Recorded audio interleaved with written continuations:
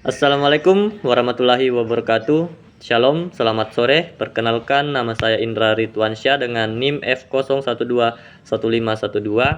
Di sini saya akan menjelaskan sedikit mengenai 6 dekade ketimpangan masalah penguasaan tanah di Indonesia.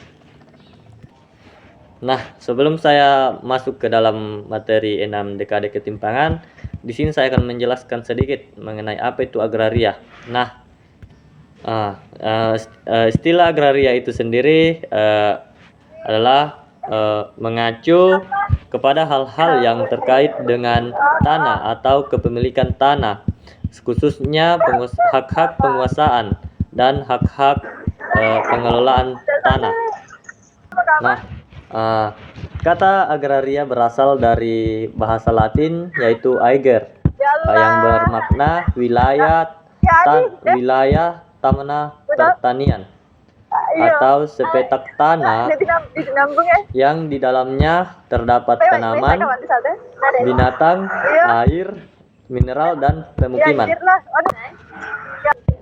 Nah, pengertian agraria itu sendiri, agraria dalam hukum bahasa Indonesia, hukum Indonesia memiliki makna yang luas ketimbang sekedar meliputi aspek-aspek yang berkaitan dengan tanah saja. Nah,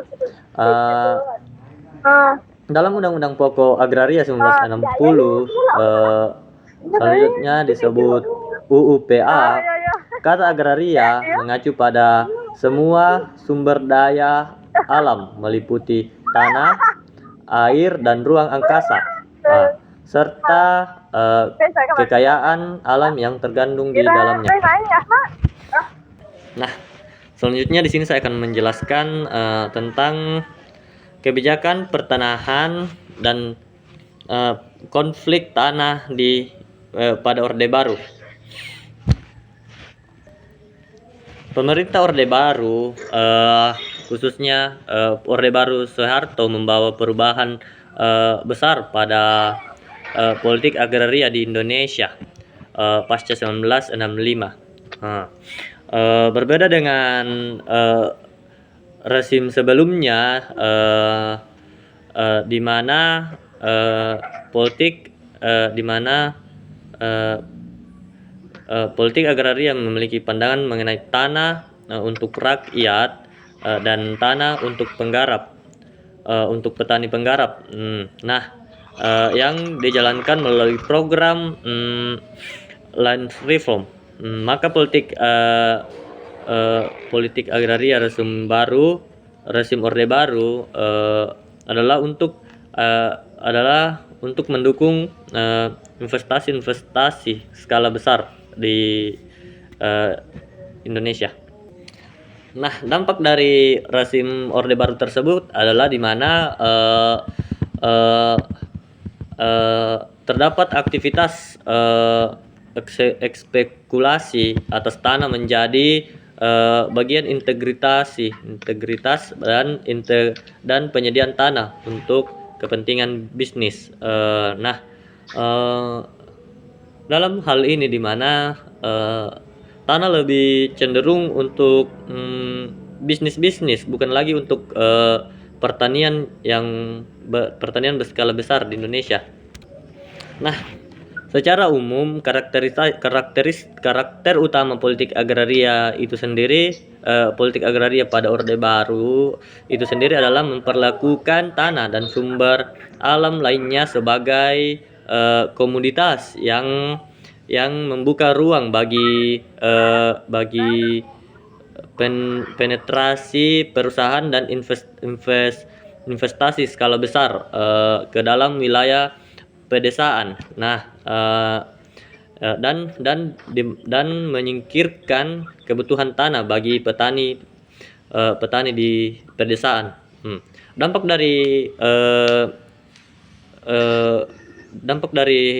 Dampak dari kegiatan ini, di mana petani yang menggarap sawah akan dirampas tanahnya dan dijadikan sebagai investasi berskala besar di mana akan dibangun hal-hal lain lagi, bukan lagi tentang pertanian di desa tersebut. Nah, akibat dari investasi-investasi tersebut muncul pendapat dari berbagai masyarakat bahwa tidak penting lagi menerapkan land reform di Indonesia.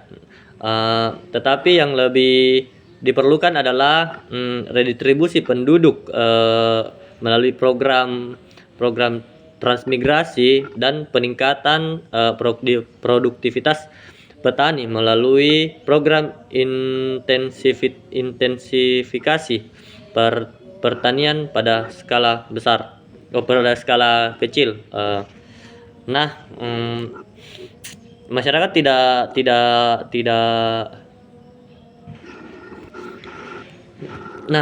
tidak percaya lagi dengan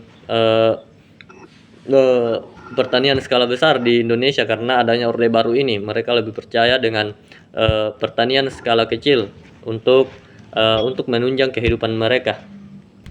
Nah, rezim Orde Baru itu sendiri menganut pertumbuhan ekonomi kapitalis sebagai tujuan utama pembangunan. Nah, tanah dan sumber alam adalah objek yang harus dieksploitasi seinsentif mungkin. Dari apapun itu yang terkandung di dalam tanah, apapun itu akan dikelola seintensif mungkin untuk dijadikan produk-produk yang berkualitas untuk negeri. Baik itu tanah subur ataupun apapun itu, baik itu tanah pertanian, perkebunan, itu akan digarap untuk investasi skala besar seperti penanaman kelapa sawit, pertambangan, tidak lagi berfokus pada pertanian skala besar di Indonesia. Nah, di Orde Baru terdapat sekitar 1.753 konflik agraria struktural. Nah, yang terjadi pada kurun waktu sekitar 1970 sampai 2001 yang dicatat oleh database. Nah, ada 10 jenis konflik yang cukup signifikan terjadi, yaitu yang konflik pertama itu ada konflik akibat pembangunan perkebunan skala besar, di mana itu ada sekitar 19,6%. Lalu ada kedua itu pembangunan fasilitas umum dan perkotaan ada sekitar 13,9%. Lalu pembangunan perumahan mewah dan kota-kota baru itu sekitar 13,2%. Lalu ada pembangunan hutan produksi di situ 8,0%. Lalu ada pembangunan pabrik dan kawasan industri, di situ ada 6,6%. Lalu ada pembangunan dan proyek pengairan ada sekitar 4,4%. Lalu ada pembangunan turisme dan hotel itu ada 4,2%. Lalu ada pertambangan ada di sekitar 3,4%. Lalu ada pembangunan fasilitas militer ada 2,7%, dan penetapan daerah konservasi dan hutan lindung di situ ada 2,5%. Nah, menurut database tersebut tidak kurang dari 10,5 juta hektar tanah disengketakan dengan lebih dari 1 juta rumah tangga sebagai korbannya. Nah, ada sekitar 1 juta, kurang lebih 1 juta penduduk desa yang menjadi korban dari konflik dari 1.753 konflik tersebut. Nah, itu membuat pertumbuhan di desa-desa akan menjadi kurang, dan pembangunan pertanian berskala besar di pedesaan tersebut tidak lagi menjadi bagian yang penting diakibatkan karena konflik tersebut. Tanah untuk proyek kehutanan berskala besar itu di mana industri kehutanan adalah salah satu sektor investasi yang melejit pada dekade pertama masa Orde Baru. Nah, hmm, eh, secara pada hingga tahun 90-an, melalui kemudahan pada tahun 90-an pemerintah mempermudah eh, eh, mempermudah fasilitas untuk eh, proyek kehutanan skala besar ini, sehingga mengakibatkan pe- mengakibatkan pertumbuhannya cepat di bagian pedesaan, dan mengakibatkan juga petani-petani yang menggarap pertanian seperti padi, jagung dan lain-lain beralih profesi menjadi proyek kehutanan. Lahan-lahan mereka itu menjadi dialihfungsikan ke proyek kehutanan berskala besar tersebut. Lalu ada tanah untuk pertambangan berskala besar. Hingga tahun 1999, Departemen Pertambangan mengelola sekitar 264,7 juta hektar lahan untuk 555 perusahaan.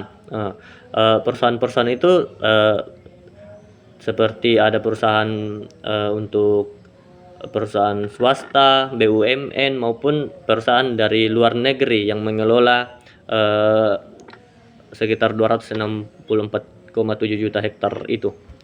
Lalu ada tanah untuk pembangunan perkebunan berskala besar, di mana pada tahun 2000-an tercatat 2000,2 juta 2178 perusahaan baik swasta maupun perusahaan milik negara menguasai sekitar 3,5 juta hektar area kebun. Artinya setiap perusahaan rata-rata menguasai sekitar 16.000 hektar lahan.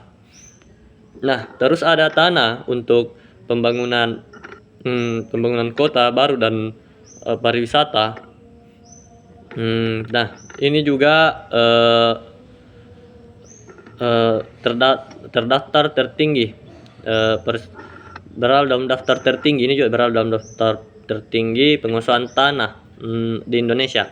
Nah, pada 1998 di wilayah pinggiran kota sekitar Jabodetabek ada sekitar 10 konglomerat menguasai sekitar 65,434 hektar tanah untuk pembangunan perumahan mewah. Nah, terus ada tanah untuk industri berskala besar, di mana pada tahun 1998 tercatat 46 perusahaan pengembangan kawasan industri yang menguasai sekitar 17,470 hektar lahan. Dengan begitu rata-rata penguasaan setiap perusahaan sekitar 379,8 hektar. Itu adalah angka yang sangat besar dalam untuk industri di Indonesia, pembangunan industri. Terus ada penyediaan tanah bagi aktivitas pertanian rakyat. Nah, lahan yang tersedia untuk pertanian rakyat adalah perasan dari sisa-sisa lahan yang telah dialokasikan untuk kegiatan-kegiatan industri yang tadi saya jelaskan. Nah, berdasarkan sensus pertanian pada tahun 1973, terdapat sekitar 21,6 juta rumah tangga petani yang terdiri dari pemilik tanah dan buruh tani.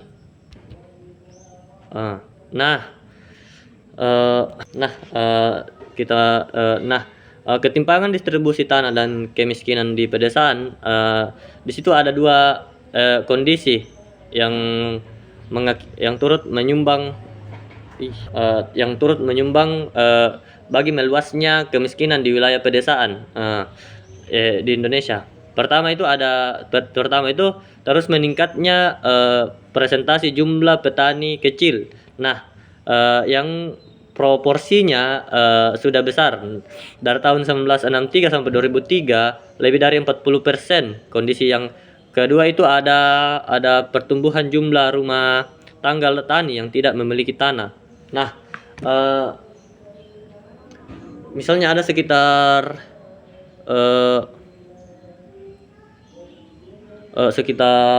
50% petani yang tidak memiliki tanah, maka pembangunan pertanian berskala besar itu tidak akan dapat terjadi karena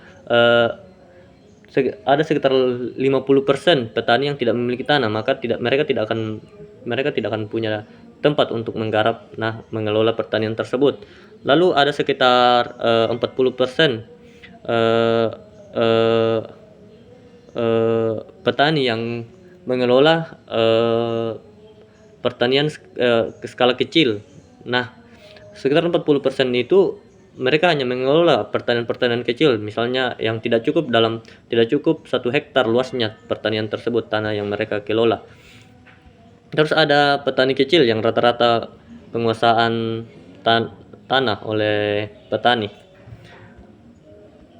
Nah, dari tahun 1963 hingga 2003 rata-rata penguasaan tanah oleh petani dari satu periode sensus ke periode sensus berikutnya relatif sangat kecil. Nah, yaitu antara 0,8 sampai 1,5 hektar. Setidaknya ada 2 hal yang harus diperhatikan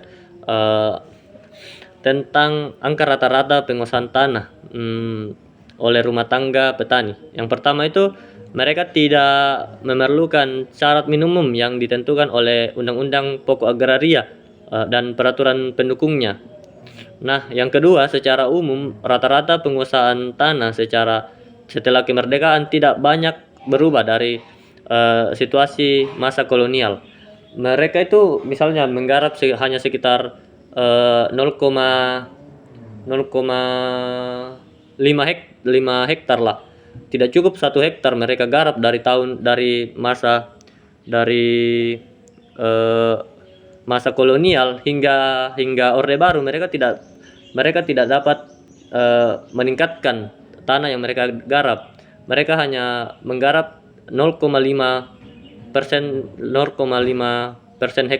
hektar tanah itu. Nah, dari kasus itu pertanian di Indonesia tidak akan dapat berkembang karena tanah yang petani garap itu tidak cukup 1 hektar tanah saja. Nah, dari petani kecil dan rata-rata penguasaan tanah oleh petani, kita masuk ke komposisi sumber pendapatan petani. Nah, dari susunan data terdapat bulanan petani penguasaan pengguna tanah. Nah, per rumah tangga itu pada tahun 1983 nampak pendapatan rata-rata dari kedua sektor, pertanian dan non pertanian, pada kelas penguasaan tanah di tahun 2003 petani-petani kecil memperoleh pendapatan lebih banyak dari luar pertanian. Nah, sementara untuk petani yang menggarap sekitar 1 hektar lebih itu penghasilannya bersumber dari penghasilannya lebih besar dari non pertanian. Artinya jika kita menggarap tanah hanya 0,5% hektar saja, 0,5 hektar saja, berarti pendapatan yang kita peroleh itu tidak banyak. Nah, kita harus melakukan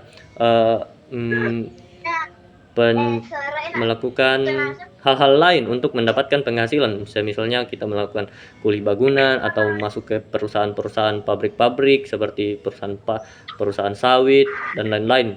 Terus mereka yang mengelola sekitar 1 hektar tanah itu sumber pendapatannya itu banyak ketimbang dari luar non pertanian. Artinya jika kita memiliki tanah banyak, pendapatan yang bisa kita dapat juga lebih banyak.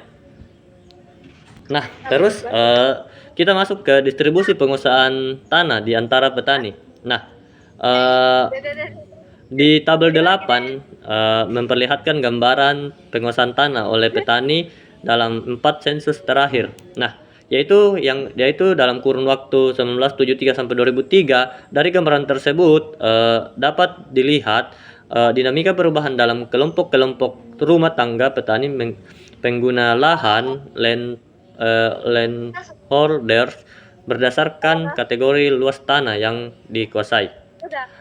Terus kita masuk ke dinamika konversi tanah pertanian. Nah, jumlah petani yang menguasai tanah tumbuh lebih cepat dibandingkan dengan ketersediaan tanah pertanian. Dengan banyaknya petani sekarang dan dengan kurangnya tanah yang akan digarap, maka pertumbuhan di pertanian di Indonesia itu kurang karena petani banyak tapi tanahnya kurang. Jadi rata-rata mereka hanya mengelola tanah itu seperti yang saya sudah jelaskan tadi, 0,5 hektar doang saja, kurang dari 1 hektar. Nah, sementara tanah yang dibutuhkan petani itu sekitar 1 hektar untuk mendapat menghasilkan hasil yang banyak dari pertanian tersebut. Nah, itu saja yang dapat saya jelaskan dari materi 6 dekade ketimpangan. Kurang dan lebihnya mohon dimaafkan. Assalamualaikum warahmatullahi wabarakatuh. Shalom dan selamat sore.